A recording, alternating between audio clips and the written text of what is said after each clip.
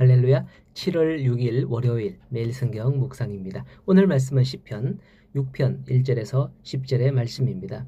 전에 인터넷에 유튜브에서 본 적이 있는 것 같은데 강아지가 뭔가를 잘못했는지 주인이 강아지 보고 뭐라 막 이렇게 혼내니까 강아지가 주인의 말을 알아들었는지 고개를 푹 숙이거나 아니면 먼 산을 계속 이렇게 먼 산을 바라보는 그런 영상을 본 적이 있습니다. 그런 걸 보면 참 강아지도 사람의 말을 다 알아듣고 반응하는 걸 보니까 참 신기해요. 오늘 말씀 시편 6편은 다윗의 참회 시입니다. 여호와께 참회하며 사죄를 확신하는 그런 기도인데요. 시편에는 다윗의 참회 시가 모두 7개 정도 나옵니다. 다윗도 사람이거든요. 그렇게 성경에 기록된 것만 보더라도 수없이 잘못을 저지르죠.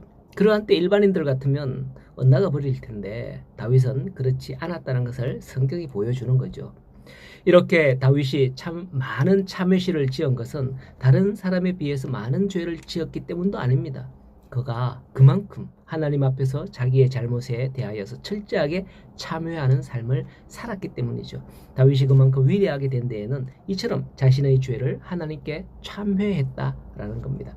성경이 다윗을 의인으로 성군으로 말하는 것은 그가 죄와 무관한 삶을 살았기 때문이 아니라 이처럼 자기의 죄를 철저하게 참회함으로 하나님께 죄를 씻었다라는 것입니다.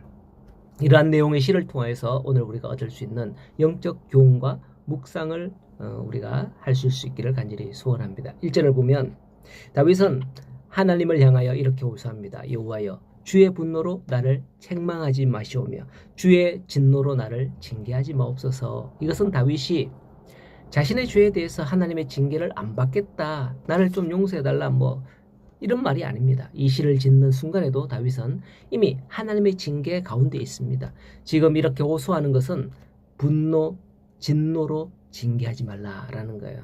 부모가 자식의 잘못을 지적할 때 가장 큰 문제가 뭐냐 하면은 있는 분노 없는 분노를 다 폭발시킨다는 거예요.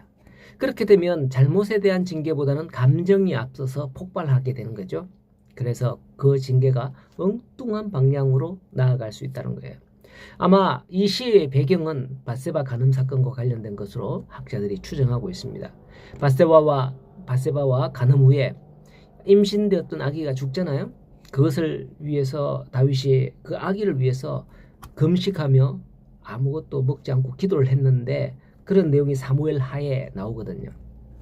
이 시에서도 다윗이 죄로 인해서 3절에 나의 영혼도 매우 떨리나이다 하면서 영혼까지 떨면서 5절에 사망 중에서 주를 기억할 일이 없사오니 6절에 보면 또 내가 탄식함으로 피곤하여 밤마다 눈물로 내 침상을 띄우며 요를 적신다 라는 내용들이 나옵니다. 이런 것들을 본다면 다윗이 그때 그 일로 말미암아 막 금식하며 회개하며 그랬는데 애가 죽었다라는 소식을 듣는 순간에 밥상을 가와라. 그래서 밥을 먹는 그런 일이 있었어요. 그래서 신하가 물어보죠. 아니 애가 아플 때나 이 음식을 물리실 때만은 웬일입니까? 이렇게 물었던 그런 적이 있었죠.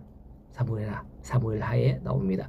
자, 이러한 일로 다윗은 자기 죄의 심각성을 알고 자신을 징계하시되 분노와 진노로 하지 말아 줄 것을 이렇게 호소한 것 같습니다.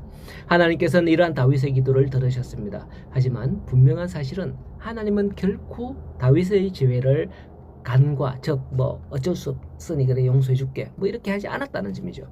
태어난 아기를 살려주지 않았지만은 그에게 긍휼과 자비를 베풀어 주셨다는 게 사무엘 하를 읽어보시면 나옵니다. 우리는 이러한 사실을 통해서 하나님은 택한 백성이라도 죄를 범하면 반드시 징계하신다는 것을 알 수가 있습니다. 이것은 하나님이 공의로우시기 때문이에요. 그러나 우리가 보기에는 불신자들은 악을 행하는데 아무런 징계도 받지 않는 것처럼 그렇게 보이는 경우가 참 많이 있어요. 그에 반하여 우리 성도들은 죄를 범하면 대개는 하나님의 엄하신 징계를 받죠. 그래서 내내 잘하다가 한 번 잘못하여 범하여 징계를 받는 성도는 하나님을 향하여 불평하거나 원망할 수 있는 거죠. 그러나 이것은 오히려 그 반대의 일입니다. 하나님이 우리를 징계하시는 이유는 우리를 사랑하기 때문에 바른 길로 이끌기 위함입니다. 부모는 자기 자식이 아니라 남의 자식이 잘못할 때 나무라지 않습니다. 왜냐하면 내 자식이 아니기 때문이죠.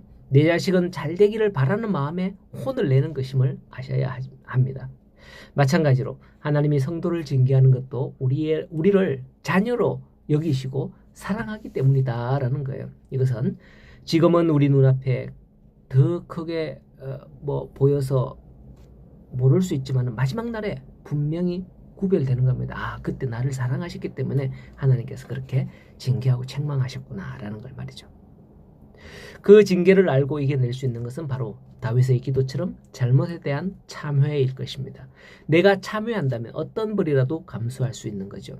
그런즉 우리 성도님들은 하나님의 징계 속에서 우리를 향한 하나님을 발견하고 그 징계를 통하여서 더욱 성숙하는 그런 신앙인들이 될 수 있기를 간절히 소원합니다. 오늘도 믿음으로 나아가는 하루가 되시기를 축복합니다.